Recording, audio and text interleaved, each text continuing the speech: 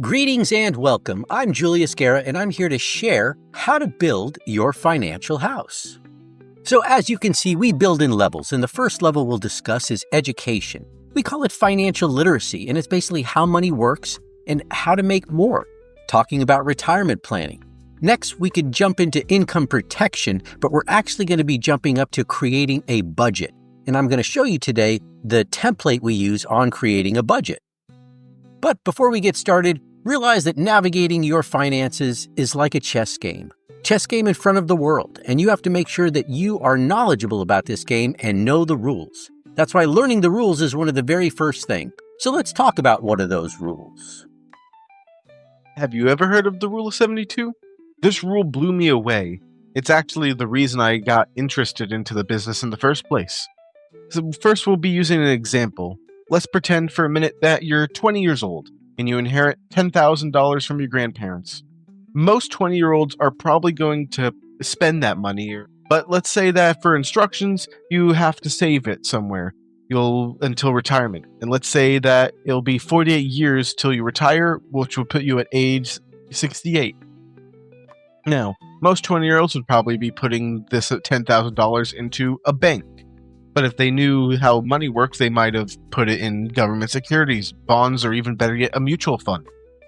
We're going to use 3%, 6%, and 12% as examples. And so let's look at the bank, and we're going to be gracious here and say that the bank is paying about 3%, but banks generally give out less than 1% at annual returns, but we're going to give them the benefit of doubt and use them as a 3% base. After 48 years of investing with a 3% rate of return, you only end up with $40,000 after 48 years. So this is where we figure out how the Rule of 72 works. If you divide the interest rate into the number 72, you will find the approximate number of years it takes to double your money. And so this 3% goes into 72 24 times. Meaning it doubles every 24 years at 3%. And if we double it to 6%, it will now double every 12 years. And if we get 12%, it'll double every 6 years. Just with the 12%, which is a bit of a high ball, we can get over $2.5 million from just $10,000, having it invest for 48 years. So the same $10,000 over the same 48 years, but at 3%, 6% and 12% rate of returns annually being the only difference. Amazing, isn't it? But the main thing to understand here is that the banks that we give our money to know this, and they do this. And that's why we bypass the middleman and take your money to where they're going with it and give you a chance to build wealth and not the banks. Now that we've got some education and some of those rules out of the way, let's jump into creating a budget. A lot of times we need to eliminate debt, and creating the budget is a great tool for doing that. So here we are looking at the monthly family budget. This is something I can send directly to you. All you need to do is start filling things in. And so we look at the projected cost, and if you know what those costs are, you could fill those in, and then they'll actually become an actual cost once you can verify it on your bank statement or on your actual bill. And so several categories regarding our main household things: transportation, loans, insurance, entertainment, food, children, taxes, personal care, legal things, pet care, savings, investments, and gifts and donations. And that rounds out most of the categories where we do have others. Now, all you need to do is fill this information in, add in your projected income, and the actual cost will actually tally up here for you, so you don't have to put anything in. And then over here, we have the projected income. So maybe it's husband and wife income, maybe there's a side hustle. But I'm going to suggest down the road that we look at creating multiple streams of income and how that is impacted. And then that'll calculate the balance for you right here. Are you over? Are you under? And this is the number we're looking for to find out how much you can save towards your retirement.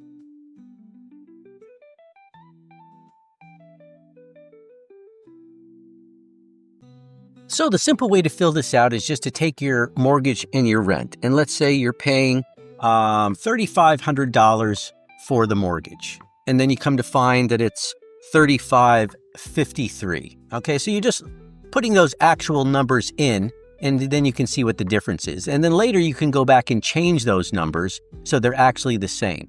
Let's say you're paying for several cell phone lines and you're paying upwards of $400 per line.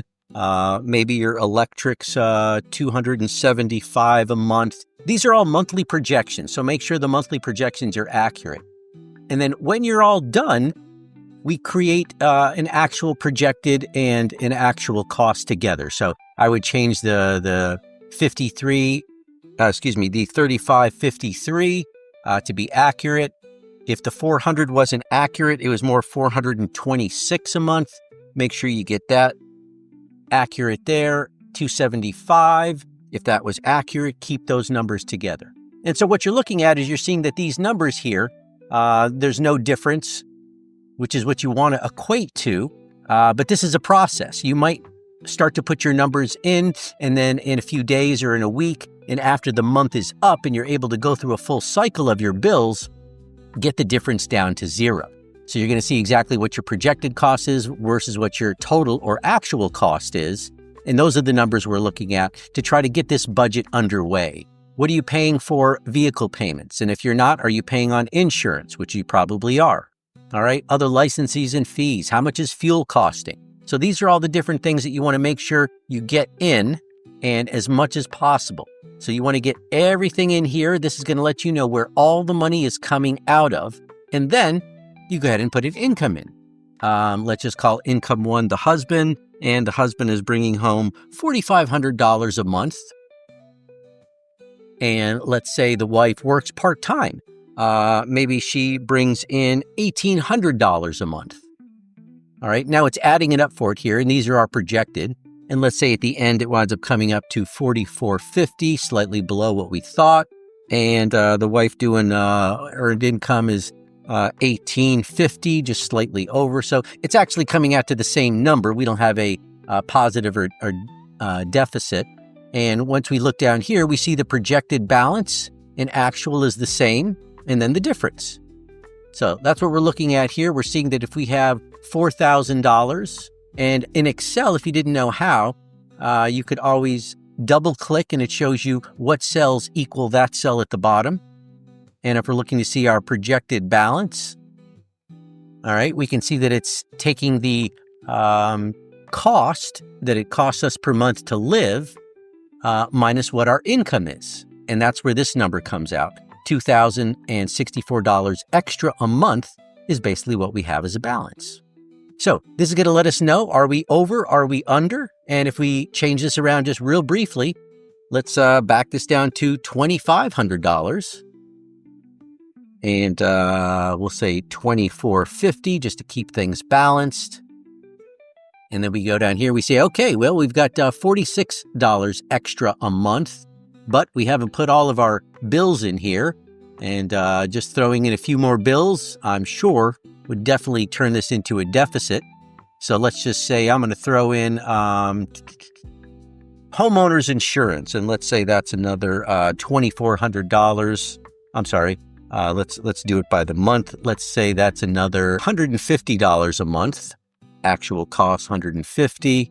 Keeping those balanced. And as you can see, by just adding that up, we now get to a deficit. All right. So now we're at negative $104 per month as opposed to the positive that we had. And that's the power of this family budget. It's just that simple. Start with the projected cost, what you think it cost. Get into your bank account to verify what that number is. Later on, go back and change that so we have a zero balance. That's going to be adding that number up for you here. And then you just need to put in what your incomes are, what your actual incomes are, and then here's the number we're looking for. So what an amazing tool this is. The monthly family budget. If you want to know where all your money is going, and again, you can add categories in here, you can insert different ones. There's always room for others to make sure we cover everything. And so what an amazing tool this is. Afterward, we look forward to sharing some of the information, like creating a financial analysis for you and understanding different areas of basically where you are and where you want to be.